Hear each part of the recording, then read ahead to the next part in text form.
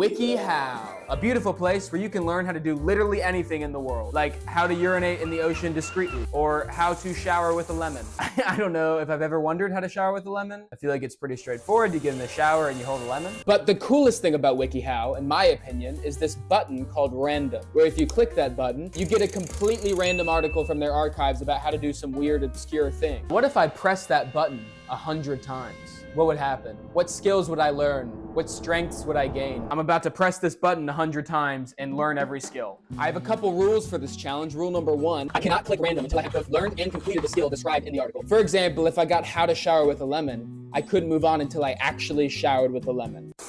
Rule number 2, I have 3 skips. I'm imagining that there's gonna be a couple articles out there that are just impossible. Like jump into a volcano with a backpack full of gnomes that are alive from magic. And I don't wanna get stuck on that because that's boring for you. Rule number 3, if I can't do it, I have to start over. I have to do this video again.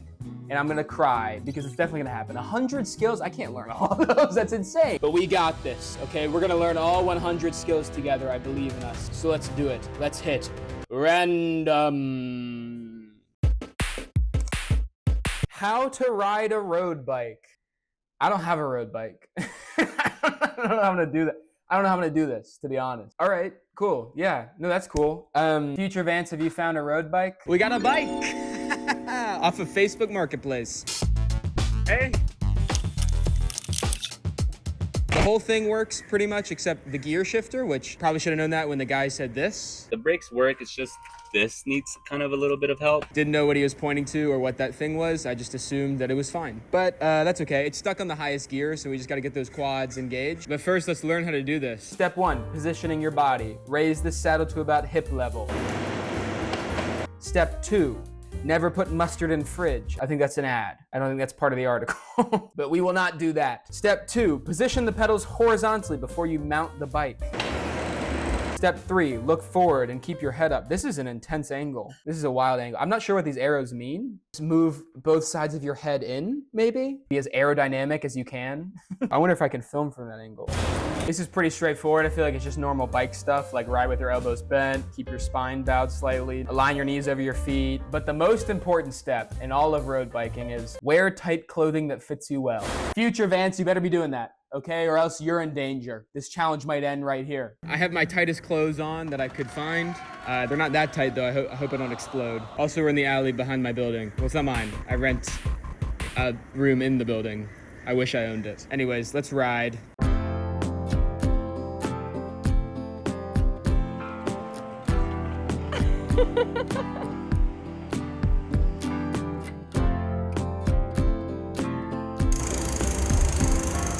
First skill learned. Only 99 more to go. Uh-oh. All right, let's hit random again. Okay, this doesn't seem bad. How to distinguish between a passion and a hobby. That's easy. We can do that. You may have lots of hobbies, but you probably only have 1 or 2 passions. Get over it. The key difference is when you take something seriously and are always intense about it. That is a sure sign it's a passion. Is that true? Is that really true? I don't quite agree with this thing, but we'll learn it anyway. Examine some of your hobbies to see how you really feel about them. Well, I guess we'll see. What is a hobby in my life and what is a passion? Is YouTube a hobby or a passion?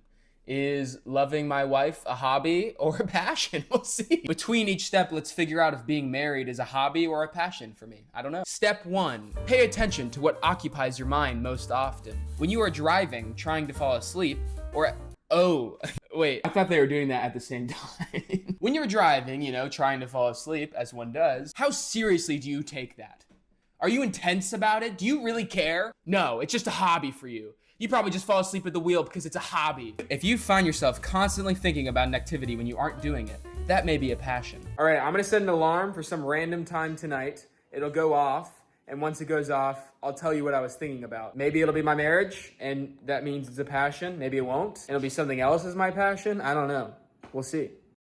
All right, the timer just went off, and I was not thinking about my marriage. In fact, I was reading on my Kindle.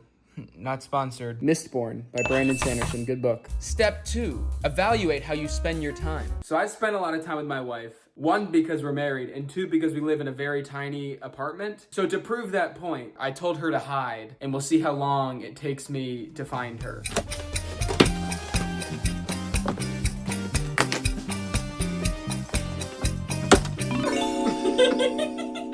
Why are you being like Dracula? Why do you have your arms tucked? I couldn't see them to begin with. Step 3. Take notice of time seeming to pass quickly. After you do an activity, check whether you looked at the clock recently. If you check the time a lot, it's probably a hobby. Probably a stupid hobby if you check the time. How do you feel like time has elapsed? In general? Like speed of time. Do you think it's been faster or slower than normal, or has it just been normal? On our walk? Yeah. Feels pretty normal. I think it's just a hobby. Sorry. Sorry, wife. Sorry. Sorry, being married to you is just a lowly hobby. Apologies. Let's hit random. How to make a bully board. Interesting skill. Okay. So I have to get bullied? Is that how this is gonna work? Hopefully I have found a bully that I can employ these techniques on. So I think I found bullies. Maybe. A while ago, I was trying to do this video called I Let Strangers on the Internet Roast Me, where I went on this Reddit thread called r/roastme and sent in my picture, and then strangers commented on the picture with roasts. I didn't end up making a video. So I thought maybe we could go through these comments and use the anti-bullying techniques we learned and see if they actually work. Step 1, disengaging the bully. Ignore the bully. So I guess we have to find a bully and ignore them. That's what I was gonna do anyway, to be honest. This was posted a year ago. I gave them some ammo. I said I'm 21, Christian, and allergic to peanuts. I was trying to grow out my facial hair, but it did not look good. Dude looks like the generic setting for white guy character creation. True. Now, since you bullied me, I'm gonna hit you with the unstoppable technique of ignored. Scroll. Step 2, avoid retaliation. Don't come down to the bully's level and retaliate against them. It's basically step 1. This is just step 1 repeated. Yikes, nobody ordered an ice Wolverine. Kind of a compliment, honestly. I would love to be compared to Wolverine. And I mean, I do look like a worse Wolverine. Like if the budget for the movie was $10, this is what they'd come up with. But I'm not gonna engage with you. I don't care. You can troll me all you want. Sorry. Number 3, be assertive. Make eye contact, square your shoulders, and firmly ask the bully to leave you alone. How am I supposed to do this without saying anything though? That's the question. Am I supposed to telepathically tell them to leave me alone? You come up to me, you're bullying me? Yeah, that'd be terrifying. That'd be pretty scary. I'm now realizing that they've archived this Reddit post, so I can't respond to comments. So instead, I'm gonna find something that they've commented on recently and respond, which will be even more confusing. It won't make any sense. All right, here's a comment. The brown hair Beavis out of Beavis and Butthead. I haven't watched Beavis and Butthead, but I'm assuming it's an insult. I'm not even gonna look it up to see if it's true.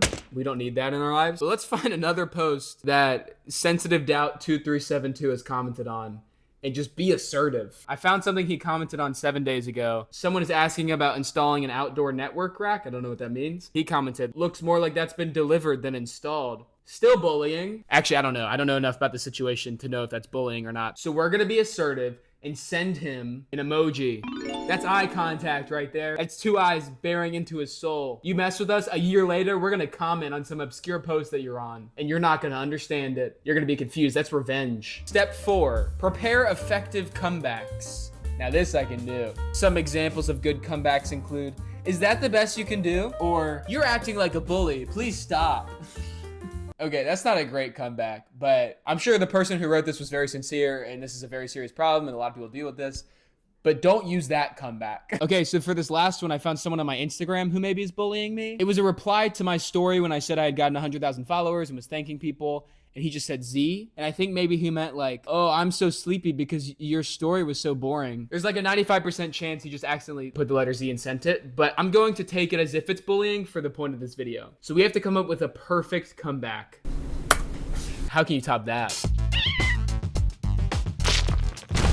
Next skill, let's press random. How to dehumidify a car to prevent mold and mildew. That's not very exciting. I probably have to get my car wet, though, for this to work, right? Oh, just me getting in the car with my glass of water. Hopefully I don't spill it. Oh, shoot. Oh, no. Oh, no. It actually wasn't that much. Let me just do a little bit more. Now my car's totaled, I think. Now I have to call the insurance company and ask for a new car. Hey, my car's wet now. Can I have a new car? Number 1, drying out wet car. Vacuum up lots of water with a wet dry vac. If you don't have a wet dry vac, you can rent one from a hardware retailer or an appliance rental center. I have a feeling I'm not gonna be doing that. This is just a normal vacuum. So, remove floor mats and hang them in the sun. My apartment is a studio. I don't really have room in here. And I already have just like a bicycle hanging out. I could put it on the bicycle. That's interesting. Number 3, use bath towels to absorb water on your seats. Leave the doors open and run fans overnight. I can't do that. I live in a city, I park on the street. Also, I don't have that many fans.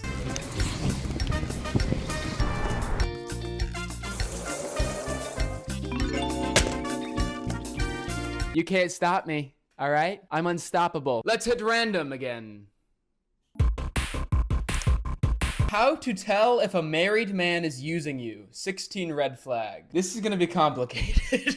This is gonna be tough to test out. Dating a married man can feel exciting and intense, but how can you tell when he's serious and when he's just using you? Remember, no matter how much you care about him, it's important to take care of yourself too. But not his wife, apparently. We don't need to take care of her. Maybe I'll just reflect on the married men in my life and see if they're using me. Okay, I found 3 married men that we can interact with. They'll be revealed soon. Stay tuned.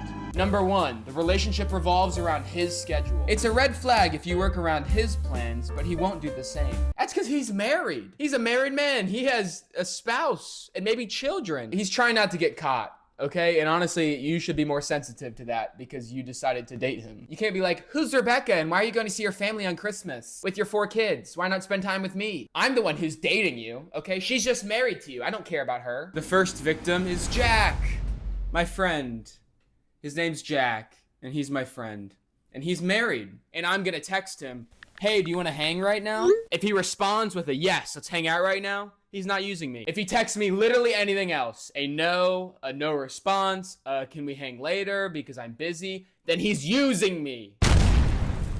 Number 2, he won't introduce you to his friends and family. His family is his spouse. I don't think his spouse would like you at all. They'd be like, hey, why are you dating my husband? And you'd be like, come on, let me introduce me to your relatives. Are you using me too? Introduce me to your family. Come on. Our second victim is my dad. He's my dad, and he's married, and he's also my father, who is married. So we're gonna text him, hey, can you introduce me to your family?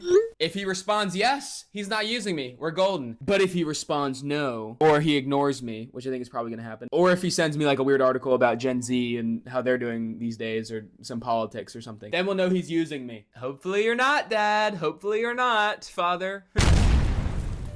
All of these are just like red flags in a guy, I think. A lot of them don't even have to do with like him being married, though that is a big red flag in itself. He avoids talking about the future. But if it's not about their relationship, it's just in general. It's like, you never talk about AI anymore. You don't care about me. Our third and last victim is Jonathan. He's my friend and he's not married. We were roommates for a while until I got married. And honestly, it kind of felt like me and Jonathan were married for a time, just because we spent so much time together and we fought over small things like dishes and bedtime, and we have 4 children together. Just kidding. So if it's okay, I know he's not married, but I'd like to bring him into this challenge and ask him if he wants to talk about the future.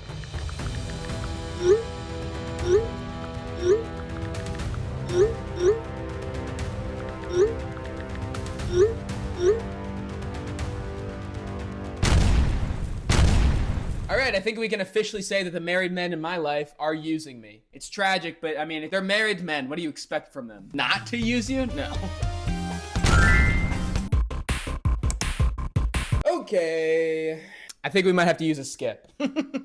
How to clean a mare's female parts. I think we might have to use a skip.